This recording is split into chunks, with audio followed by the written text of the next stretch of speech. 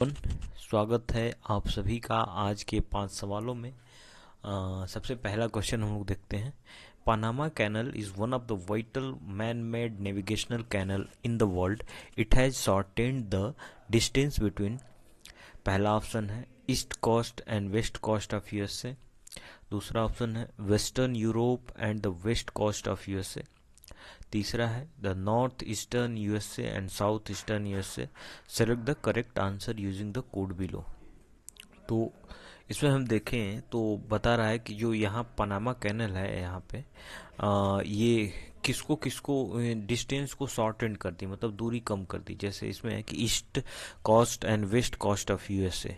USA का जो east coast ये है और वेस्ट कोस्ट ये है, तो यदि इनको इधर आना होता और पनामा कैनल ना होती तो इन्हें बिल्कुल इतना घूम कर ऐसे करके ऐसे यहाँ आना पड़ता, और यहाँ पनामा कैनल खुलने के कारण यहाँ से डायरेक्ट यहाँ और यहाँ से फिर इधर आ गए। तो पहला तो सही है। दूसरा है western Europe and west coast of the USA. Western Europe, Europe का वेस्टर्न पार्ट ये है, और west coast of USA, USA का वेस्ट कोस्ट जो है ये है। तो इन दो प्लेस को भी ये जो कैनाल है ये जोड़ती है, नहीं तो बिल्कुल ऐसे घूम कर आना पड़ता है इन्हें इधर। तो इतनी दूरी को इन्होंने बिल्कुल यहाँ से, ये वेस्टर्न यूरोप है, यहाँ से बिल्कुल शॉर्टेन कर दिया और यहीं पे पहुँच गए। तो दूसरा भी सही ऑप्शन है। तीसरा देखते हैं। The northern eastern USA and the south east Asia. The north eastern USA कौन सा पार्ट होगा? नॉर्थ ईस्टर्न यूएसए जो है वो ये वाला पार्ट होगा, और साउथ ईस्ट एशिया, जो साउथ ईस्ट एशिया है उसको हम लोग देखें तो ये हमारा पड़ेगा इधर। तो यहाँ से यदि हमें जाना हो यहाँ के लिए, तो इसके लिए हमें इधर से जाना पड़ता ऐसे करके और वहाँ पहुँच जाते। या फिर और भी तरीके हैं, जैसे कि ये मेडिटेरियन सी से होते हुए ऐसे करके और बिल्कुल ये ऐसे करके इधर जाते। लेकिन जो पनामा कैनाल है ये यहाँ से दूरी जो है इसकी शॉर्टेन कर दे रही है, और इधर से निकल लिए तो यहाँ पहुँच जाएंगे हम लोग। तो ये भी ऑप्शन जो है ये सही है। तो इसका आंसर डी होगा, 1, 2 एंड 3। तो ऑप्शन डी इसका करेक्ट आंसर होगा। अब अगले क्वेश्चन पे चलते हैं। अगला क्वेश्चन है which of the following books reports are related to the sustainable development. कौन कौन सी बुक्स या फिर रिपोर्ट्स जो हैं वो सस्टेनेबल डेवलपमेंट से रिलेटेड है? Agenda 21 report of Rio conference, बिल्कुल ये सस्टेनेबल डेवलपमेंट पे बेस्ड है। एजेंडा 21 का यही मकसद था कि जो सस्टेनेबल डेवलपमेंट पे फोकस किया जाए। आवर कॉमन फ्यूचर भी सस्टेनेबल डेवलपमेंट पे ही बेस्ड है। Limits to growth, limits to growth एक बुक है जो कि इसमें ये सारी चीज़ें बताई गई हैं कि जो हमारा ग्रोथ करने का हमारा वो है कि जैसे हम पेट्रोलियम को यूज कर रहे हैं तो इतना ना यूज कर लें कि हमारी अगली पीढ़ी यूज ना कर पाए इसे। तो उसको बहुत अच्छे तरीके से एफिशिएंटली यूज करें ताकि वो अगले पीढ़ी भी हमारी उस चीज़ का यूज कर सके और अपने उपयोग में ला सके। तो इसका तीनों ही ऑप्शन जो है वो करेक्ट है। इसका आंसर होगा D. Which of the following most appropriately defines the concept of human development. अच्छा, ह्यूमन डेवलपमेंट को कौन सा सबसे अप्रोप्रिएटली जो है वो डिफाइन करता है? लगभग सभी इसमें सही ऑप्शन है, लेकिन इसमें आपको खोजना है मोस्ट अप्रोप्रिएट।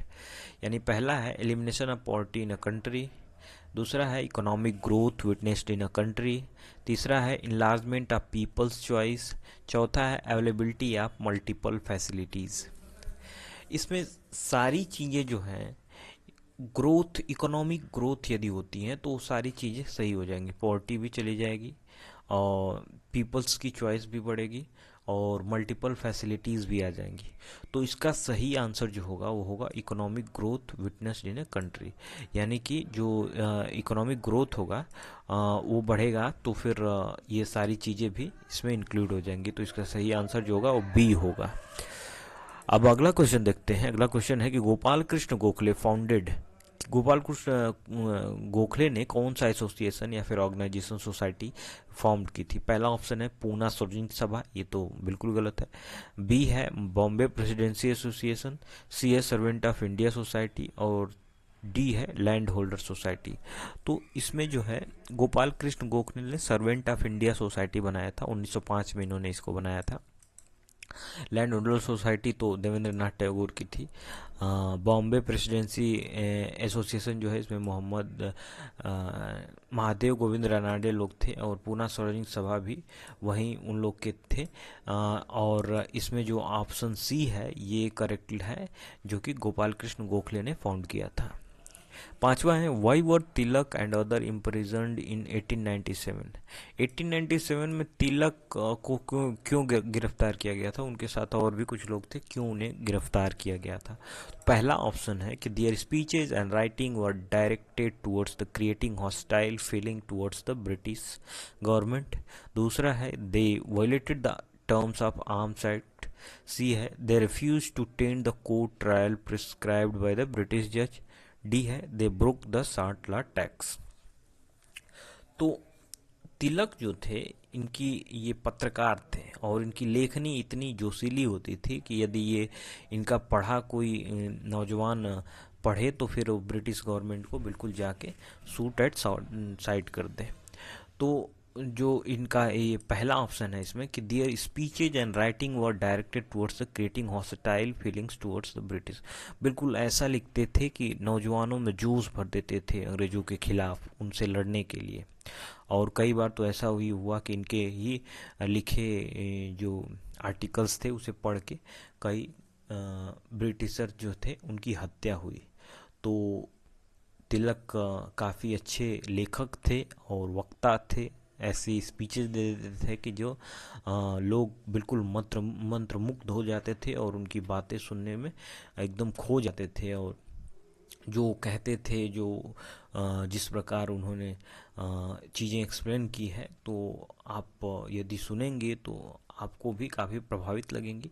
और वो बिल्कुल अंग्रेज़ों के खिलाफ लड़ते थे, डायरेक्टली बिल्कुल नहीं कहते थे, लेकिन उनका कहना जो होता था वो बिल्कुल अंग्रेज़ों के खिलाफ होता था। और इससे नौजवान जो है बिल्कुल उतावले हो जाते थे, इनको मारने के लिए एग्रेसिव हो जाते थे। तो तिलक जो थे इनकी राइटिंग जो लेखनी थी काफ़ी प्रशंसनीय थी उस समय। तो ये थे आज के 5 क्वेश्चन। मिलते हैं अगले वीडियो में, तब तक के लिए धन्यवाद।